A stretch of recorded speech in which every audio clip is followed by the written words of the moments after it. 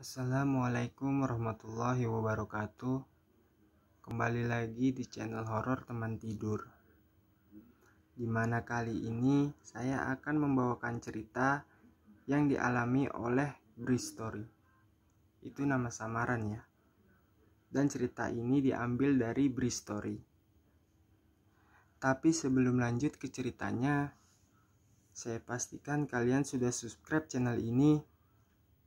Dan jangan lupa dinyalakan loncengnya, agar kalian tidak ketinggalan cerita lainnya. Jangan lupa juga like and share video ini ke media sosial kalian. Baiklah, kita langsung mulai saja ceritanya. Malam ini gua akan cerita pengalaman waktu kecil. Terjadi pada pertengahan tahun 90-an. Waktu itu gua masih kelas 4 SD. Walaupun peristiwanya sudah lama, tapi gua masih ingat detailnya. Malam itu, sekitar jam 1 tengah malam, gua terbangun oleh suara Tante Erni yang memanggil-manggil dari depan pagar rumah. Kamar gua memang letaknya paling depan, di belakang garasi, bersebelahan dengan ruang tamu. Ada apa Tante Erni datang malam-malam? Pikirku. Gua langsung bergegas membuka pintu dan berjalan menuju pagar untuk membuka gembok, mempersilahkan Tante Erni dan Ika untuk masuk. Ika adalah anak pertama Tante Erni. Waktu itu umurnya baru sekitar 4 tahun. Ada apa Tan? Tumben malam-malam ke rumah? Tanya gua penasaran. Gak ada apa-apa kok Bri. Tante cuma mau tidur di rumah kamu malam ini. Begitu jawabnya. Gak lama kemudian, ibu dan bapak ikutan terbangun, keluar kamar untuk menemui mereka. Gua yang masih ngantuk berat kembali masuk kamar. Dari dalam kamar, terdengar obrolan bapak, ibu, Tante Erni di ruang tamu. Tapi gua gak terlalu jelas mendengar pembicaraan mereka. Mungkin karena sudah ngantuk berat. Tapi yang pasti, Tante Erni bicara sambil menangis. Saat itu gua gak tahu kenapa Tante Erni menangis. Tante Erni adalah tante favorit gua. Dia adik bapak yang nomor 4. Sedari kecil, beliaulah yang mengurus gua dan kakak kalau orang tua sedang gak ada di rumah. Atau kalau kami sedang sakit. Tante Erni juga yang merawat sampai sembuh. Sudah seperti orang tua sendiri. Perjalanan hidup Tante Erni yang gue tahu dimulai sejak pernikahannya dengan Om Juntak. Layaknya pasangan baru menikah. Waktu itu mereka belum memiliki rumah. Keadaan mengharuskan mereka untuk mengontrak rumah sebagai tempat tinggal. Seingat gua, beberapa kali mereka berpindah-pindah sebelum akhirnya menepati rumah kontrakan yang letaknya dekat dengan rumah gua. Nah, ketika tinggal di rumah inilah ketika Tante Erni datang malam-malam datang ke rumah. Letaknya di pinggir jalan raya yang cukup besar, Jalan Raya Anyer tepatnya. Sebelah kanan rumah ada jalan tanah yang gak terlalu lebar. Hanya satu mobil kecil yang dapat melaluinya. Inilah jalan masuk menuju kampung yang ada di belakangnya. Itulah kampung gua. Rumah yang gua sekeluarga tempati terletak sekitar 500 meter dari jalan masuk. Tepat di belakang rumah Tante Erni ada rel kereta api. Jalur perlintasan kereta api yang masih tetap aktif sampai sekarang. Jarak antara pintu belakang dan rel kereta cukup dekat, sekitar 4 meter. Pada waktu itu, Om Juntak yang bekerja pada satu pabrik baja yang cukup terkenal, masih bekerja dengan shift malam. Jadi ketika beliau sedang dapat giliran shift malam, Tante Erni hanya berdua dengan Ika di rumah. Itulah yang terkadang menjadi masalah. Tapi yang gua tahu, Tante Erni itu perempuan pemberani. Tapi entah kenapa sejak tinggal di kontrakan terakhir itu, dia selalu minta untuk ditemani ketika Om Juntak sedang simpalam. Seperti takut untuk tidur sendirian. Kampung tempat gua lahir ini sekitar 20 tahun yang lalu masih sangat sepi. Rumah kami letaknya hampir pada paling ujung kampung. Setelah itu hanya ada kebun kelapa dan persawahan. Tipikal daerah Banten, kampung ini juga syarat dengan hal-hal mistis. Salah satunya adalah santet. Beberapa kali gua melihatnya berseliweran. Dulu gua udah pernah bahas dan ceritakan tentang ini. Atau beberapa kali ada anak kecil yang hilang pada waktu maghrib, membuat heboh seisi kampung. Lalu tiba-tiba beberapa jam kemudian si anak muncul. Katanya anak itu diculik oleh kolong wewe. Makanya kalau sudah masuk waktu maghrib, suasana kampung menjadi sepi. Beberapa bulan sebelum kejadian Tante Erni malam-malam datang, ada peristiwa yang menggegerkan seisi kampung. Bisa dibilang seisi kota malah. Ada orang tertabrak kereta. Terjadi di perlintasan yang letaknya persis di belakang rumah Tante Erni. Korbannya laki-laki dewasa. Yang cukup bikin heboh adalah detail kejadiannya. Sebelum tertabrak kereta, laki-laki itu sempat diteriaki oleh warga sekitar agar berhenti berjalan menyeberangi rel, karena ada kereta yang akan melintas. Tetapi laki-laki itu seperti sama sekali gak mendengar teriakan-teriakan itu, tetap melangkahkan kakinya. Lelaki malang itu tak terhindar dari maut, tertabrak kereta yang melintas, meninggal di tempat kejadian. Ada peristiwa yang bikin geger pasca kejadian. Ternyata kepala korban terlepas dari badan dan tidak ditemukan selama beberapa jam. Cukup lama waktu yang dibutuhkan untuk menemukan kepalanya. Peristiwa tertabraknya terjadi sekitar jam 1 siang. Warga baru menemukan kepalanya pada sore hari menjelang maghrib. Coba tebak di mana kepalanya ditemukan. Ya, ditemukan di atap rumah Tante Erni. Itulah kenapa cukup lama baru ditemukan. Karena nggak ada yang berpikir kalau kepala korban bisa terlempar dan nyangkut di atas atap. Walaupun hanya bisa muat oleh satu mobil saja, jalan yang ada di sebelah rumah Tante Erni memang cukup ramai untuk ukuran jalan kampung. Banyak orang lalu lalang setiap harinya, yang otomatis harus juga menyeberang rel kereta api yang tanpa palang pintu dan petugas penjaga. Iya, rel kereta api itu tanpa palang pintu dan gak ada petugas yang menjaganya. Jadi setiap orang atau kendaraan akan melewatinya harus ekstra hati-hati.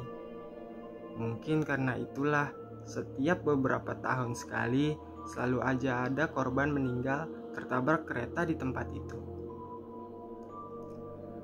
Pak Rusdi adalah seorang penjaga malam di kampung gua waktu itu. Dia bertugas berkeliling kampung melaksanakan siskamling setiap malamnya. Waktu itu umurnya sekitar 50 tahun. Beliau orang yang menenangkan, sangat suka berbincang dengan para penduduk kampung. Dia juga sering mampir ke rumah untuk sekedar ngobrol dengan bapak. Mereka biasa berbincang di teras-teras depan. Kebetulan, tepat di belakang teras itu adalah kamar gua. Hanya terhalang tembok dan jendela yang sering dalam keadaan terbuka. Hingga pada suatu malam, gak lama setelah peristiwa ada orang yang tertabrak kereta, Pak Rusdi berbincang dengan bapak di teras rumah. Ada satu obrolan mereka yang sangat menarik perhatian gua. Ketika Pak Rusdi bilang, "Kemarin tengah malam ketika saya siskamling, saya ngeliat orang berjalan kaki loh, menuju rel kereta api." berjalan melewati pos kamling tempat saya duduk untuk beristirahat sebentar. "Loh, lalu apa yang aneh, Pak?" tanya bapak penasaran. Pak Rusdi menjawab, "Yang aneh adalah orang itu berjalan kaki tanpa kepala. Berjalan lewat persis depan saya. Saya nggak berani melakukan apa-apa, cuma diam dan memperhatikan." Saya ketakutan gemetar, sangat serem pemandangannya. "Terus, Pak?" Bapak gua makin penasaran. "Ya, saya nggak melakukan apa-apa, cuma bisa mengatur napas setelah kaget dengan peristiwa yang baru aja terjadi." Pos kamling tempat Pak Rusdi duduk beristirahat letaknya di samping kanan rumah gua. Bangunan semi permanen berbentuk rumah panggung kecil berbahan dasar bambu dan anyamannya. "Tapi itu ternyata belum selesai, Pak," lanjut Pak Rusdi. Cerita Pak Rusdi membuat gua semakin mendekatkan telinga ke jendela agar lebih jelas mendengarkan. Berdegup kencang jantung gua mendengarnya. Pak Rusdi melanjutkan cerita. Setelah itu, sekitar 30 menit kemudian, suasana yang sudah hening dan tiba-tiba jadi bertambah sepi dan mencekam loh. Angin dingin mulai bertiup pelan, badan saya tiba-tiba merinding, bulu kuduk berdiri semua. Yang biasanya sesekali saya melihat ada warga kampung yang melintas, kali ini nggak ada sama sekali, benar-benar sepi dan kosong. Perasaan saya mengatakan kalau sebentar lagi akan ada sesuatu yang akan terjadi. Perasaan jadi semakin gak enak, padahal rasa takut ketika melihat ada orang berjalan tanpa kepala sebelumnya masih terasa. Saya masih shock. Dan benar saja, dalam suasana yang semakin mencekam itu, saya melihat sesuatu dari kejauhan, sesuatu yang berbentuk manusia, berjalan dari arah rel kereta menuju pos kamling tempat saya duduk. Orang itu berjalan perlahan, yang tadinya hanya terlihat berbentuk bayangan hitam dari kejauhan. Lambat laun semakin terlihat jelas, karena jaraknya semakin dekat dengan tempat saya duduk. Ketika sudah cukup dekat jarak kami, barulah terlihat cukup jelas penampilan orang itu. Ternyata orang yang sama dengan yang saya lihat beberapa saat sebelumnya, dengan tampilan yang sama, sangat menyeramkan. Kali kedua ini pun orang ini tetap berjalan tanpa kepala. Lehernya terlihat ada cucuran darah mengalir, membasahi pakaian yang masih menempel pada tubuhnya. Ketika sudah benar-benar melintas tepat di hadapan, saya melihat dia membawa sesuatu di tangan kanannya. Pak Rusdi menghentikan sejenak bercerita dan menghela napas cukup panjang. "Dia membawa apa di tangan kanannya, Pak?" tanya bapak penasaran. Gua yang tetap mendengarkan dari balik jendela juga ikut makin penasaran. Pak Rusdi melanjutkan ceritanya. "Dia membawa seonggok kepala. Saya berkesimpulan itu adalah kepalanya sendiri." Suara Pak Rusdi terdengar gemetar. Itulah pertama kalinya gua mendengar cerita tentang hantu tanpa kepala dari narasumbernya langsung. Hari-hari berikutnya, cerita itu cepat tersebar ke seluruh penjuru kampung, membuat banyak penduduk gak berani keluar.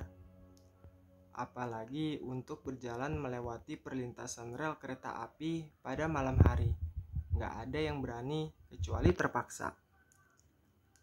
Sore itu gua dan kakak sedang duduk di depan TV ketika Tante Erni datang ke rumah.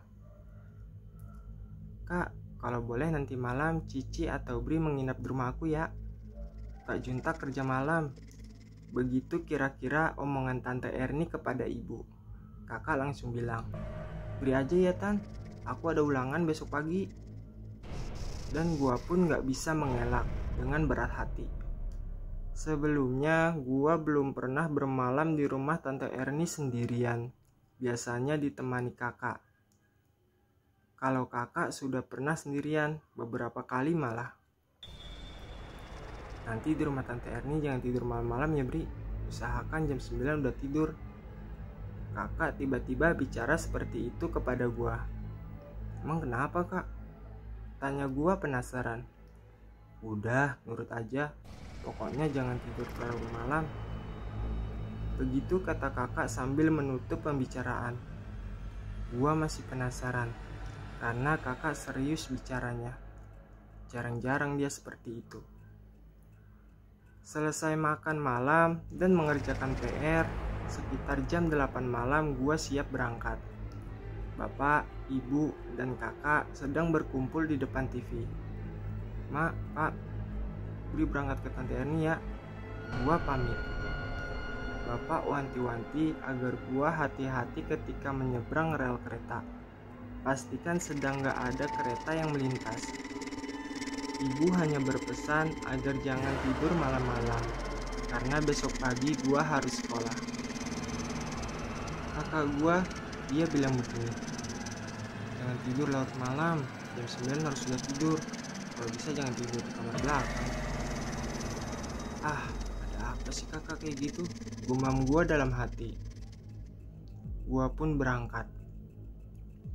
Tante Erni membuka pintu ketika gua mengetuk pintu rumahnya, lalu mempersilahkan masuk.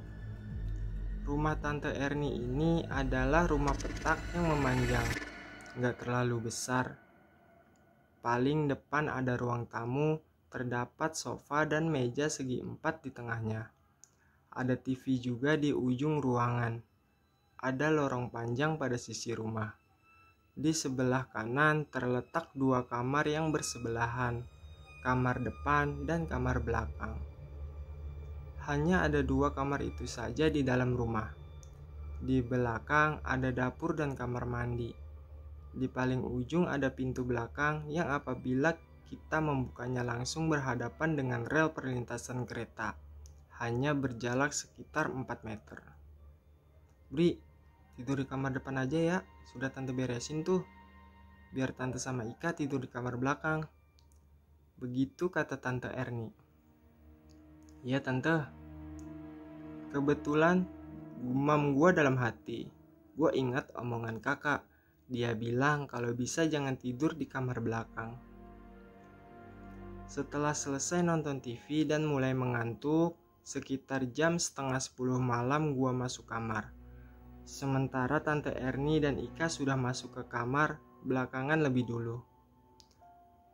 Lampu ruang tamu gua biarkan menyala, karena Tante Erni berpesan agar lampu jangan dimatikan. Di kamar, gua menggunakan lampu kecil. Lampu besar dalam keadaan mati. Suasana jadi sedikit redup. Pintu gua tutup, tapi gak terkunci. Suasana malam itu awalnya biasa saja. Gua gak merasakan ada hal-hal aneh yang mengganggu, kecuali suara kendaraan yang kadang melintas di depan rumah. Oh iya, kereta yang terakhir adalah kereta jam 10 malam. Setelah itu sudah gak ada lagi. Baru kemudian melintas lagi jam 5 pagi. Sehingga setengah jam 10 malam suasana jadi benar-benar sepi. Kamar berukuran kira-kira 3x4 meter itu gak berjendela. Di dalam hanya ada kipas angin, meja, lemari, dan tempat tidur. Waktu itu HP belum ada, TV gak ada. Gua hanya bisa melamun menunggu terlelap, sambil berbaring di tempat tidur. Iseng menghitung jumlah plafon motif bunga yang ada di langit-langit. Sesekali terlihat cicak di tembok yang kadang diam, kadang berkejaran. Semua dilakukan sambil menunggu kantuk datang. Goyang-goyang kaki, guling sana guling sini.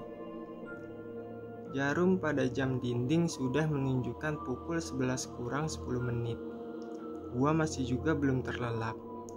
Sesekali terdengar suara kendaraan melintas di jalan depan rumah. Jalan yang memang tergolong jalan besar, yaitu Jalan Raya Anyer. Cukup lama bengong dan melamun gak jelas, sampai sesuatu saat dimana keadaan berangsur berubah. Tiba-tiba suasana menjadi sangat sepi, gak terdengar suara sedikit pun. Udara kota Cilegon yang cukup panas dan gerah, tiba-tiba berangsur jadi sedikit sejuk dan dingin. Ada tiupan angin semilir yang mengalir masuk melalui lubang angin di atas pintu. Suasana itu membuat gua jadi merasakan kantuk yang teramat sangat. Dan akhirnya gua terlelap. Tiba-tiba gua terbangun karena mendengar ada suara yang cukup mengganggu. Duduk di pinggir depan tempat tidur, gua mencoba mengumpulkan nyawa, coba menyadarkan diri sepenuhnya. Melihat ke arah jam dinding, jarumnya sudah di angka 1, jam 1 tengah malam, lewat sedikit. Sambil ngucek-ngucek mata, suara yang terdengar mengganggu itu tiba-tiba hilang. Gua yakin kalau suara itu bersumber dari luar kamar, tapi masih di dalam rumah. Pada saat itu, gua masih belum yakin itu suara apa, karena suaranya sudah keburu menghilang. Kembali gua rebahkan badan di atas tempat tidur, mencoba kembali tidur. Tiba-tiba, suara itu muncul lagi. Suaranya terdengar jelas. Gua tambah yakin, suara itu bersumber dari luar kamar. Gua langsung bangun dan duduk, mencoba menajamkan pendengaran. Kemudian berdiri dan berjalan mendekat ke arah pintu kamar. Maksud hati ingin memastikan suara apakah itu kira-kira. Ketika sudah cukup dekat, gua mendekatkan telinga ke daun pintu. Terdengar lagi. Kali ini gua tambah yakin kalau suara itu bersumber dari lorong depan kamar. Lorong memanjang dari depan sampai belakang. Hanya saja gua belum tahu benda apa yang menghasilkan suara itu. Terdengar seperti suara dari benda yang menggelinding di atas rumah. Menggelinding dari depan ke arah belakang. Kemudian sebaliknya, kembali menggelinding dari belakang ke depan. Sempat berpikir kalau itu adalah Ika yang sedang bermain bola di luar kamar. Tapi nggak mungkin, karena gua nggak mendengar ada suara Ika sama sekali. Dan gak mungkin juga Ika bermain bola pada tengah malam seperti itu. Suara itu gak selalu terdengar, hanya sesekali saja. Kira-kira di rentang waktu 5-10 menit. Penasaran, gua berniat untuk membuka pintu kamar dan melihat keluar. Sambil memegang gagang pintu dan memutarnya, perlahan gua membukanya. Gak berani langsung membuka lebar-lebar, hanya ingin membuat celah sedikit cukup untuk mengintip. Setelah cukup ada sedikit celah, gua mengintip keluar. Gak ada apa-apa, gak terlihat apapun. Hanya lorong gelap yang diterangi oleh sedikit cahaya lampu dari ruang tamu. Karena gak ada apa-apa, gua langsung menutup pintu. Tapi beberapa detik kemudian, suara itu muncul kembali. Perlahan gua membuka pintu kamar lagi. Sekali lagi gua intip keluar kamar. Tiba-tiba, akhirnya gua melihat sesuatu. Gua melihat ada benda yang menggelinding sendiri dari arah depan rumah menuju ke belakang. Gua masih belum bisa memastikan benda apa itu, karena bendanya bergerak cukup cepat, yang pasti berbentuk bulat dan berwarna gelap. Gua masih berdiri di balik pintu, dengan posisi mengintip keluar kamar. Perasaan mulai gak enak, mulai timbul rasa takut, mulai gak nyaman. Tiba-tiba, suara itu muncul lagi dari arah belakang rumah. Kali ini benda itu bergerak lebih pelan. Gua jadi bisa melihat sedikit lebih jelas ketika melintas persis di depan pintu kamar. Gua kaget, langsung merinding ketakutan. Ketika gua sekilas melihat kalau benda itu ternyata ada rambutnya. Pada sisi lainnya terlihat seperti ada wajahnya juga. Benar, benda itu sekilas terlihat seperti kepala manusia yang menggelinding. Tapi gua belum terlalu yakin, karena lorong rumah sedikit temaram penerangannya. Dan juga benda itu dalam keadaan bergerak, menuju ke ruang tamu. Sekali lagi, rasa penasaran menyelimuti diri, menuntun gua untuk membuka pintu dan keluar kamar, mencoba menengok ke ruang tamu. Gua berjalan keluar kamar menuju ruang tamu, hanya beberapa langkah. Ketika sudah terlihat sebagian ruang tamu, gua berhenti. Badan gua kaku, gak bisa bergerak. Berat untuk melangkah, bulu kuduk berdiri semua. Tulang-tulang terasa seperti lepas dari engselnya. Semua itu terjadi karena dari tempat gua berdiri, gua melihat ada laki-laki sedang duduk di sofa ruang tamu. Laki-laki itu duduk tanpa kepala, menggunakan kemeja lengan panjang berwarna gelap, celana panjang lusuh berwarna agak terang, dengan noda darah di beberapa tempat. Kepalanya di mana? Ternyata gua lihat kepalanya ada di bawah pintu depan, tepat di samping tubuhnya yang berada duduk di sofa dengan posisi wajah menghadap ke arah gua berdiri. Kemudian kepala itu tersenyum. Gua paksa mata untuk terpejam, gak berani untuk melihat pemandangan itu. Hampir pingsan, perlahan gua memaksa kaki untuk melangkah mundur ke kamar belakang tempat Tante Erni tidur. Sesampainya di depan pintu, gua langsung mengetuknya. Gak lama kemudian Tante Erni bangun dan membuka pintu. Gua masuk dan berbisik menceritakan semua yang baru aja terjadi dengan suara gemetar dan hampir menangis. Tante Erni terlihat tenang dan kemudian membangunkan Ika. Kami bertiga lantas pergi keluar rumah lewat pintu belakang, pergi menuju rumah gua. Selama perjalanan, gua dan Tante Erni gak berani menoleh ke belakang. Akhirnya, kami bertiga malam itu pindah tidur di rumah gua sampai pagi menjelang. Itulah salah satu dari banyak cerita yang aku share ke Bri kecil. Nanti kapan-kapan akan gua ceritakan kisah lainnya. Begitulah cerita dari kawan kita. Mohon maaf atas segala kekurangannya. Sampai jumpa ke cerita selanjutnya. Terima kasih.